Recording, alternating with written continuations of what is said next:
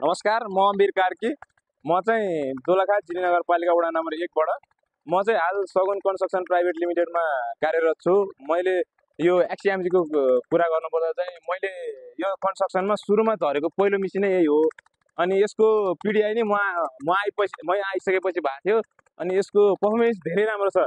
कसरी भने यो चाहिँ यसको आराम पनि लामो छ। एक त हैन, हामीले अप्ठ्यारोमा ढुङ्गाको काम गर्नुपर्छ, ढुङ्गा झार्नुपर्छ, अप्ठ्यारो ठाउँमा रुखहरू ढाल्नको लागि यो एकदमै बेटर छ।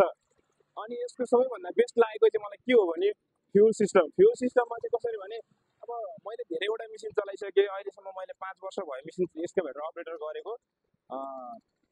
यो 5 वर्षको अवधिमा चाहिँ मैले डुसान पनि चलाएँ, हुन्डाई पनि चलाएँ, कोबेल पनि चलाएँ। तर त्योभन्दा एक्स्ट्रा पर्फर्मेन्स राम्रो चाहिँ यसको रहेछ फ्युलमा चाहिँ।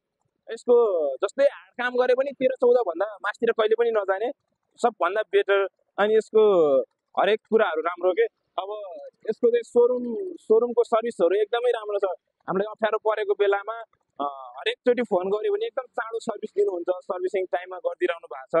अब हरेक ठाउँमा चाहिँ यो XCMG मलाई बेस्ट लाग्यो।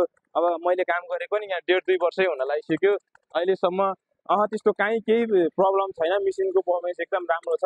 मेरो रोजाइको मेसिन अहिले XCMG नै हो।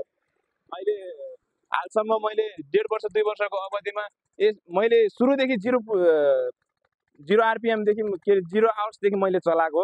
अहिलेसम्म मैले नै चलाइरहेको छु। एकदम यसको पर्फर्मेन्स राम्रो छ। यो मेरो रोजाइको मेसिन अहिले XCMG।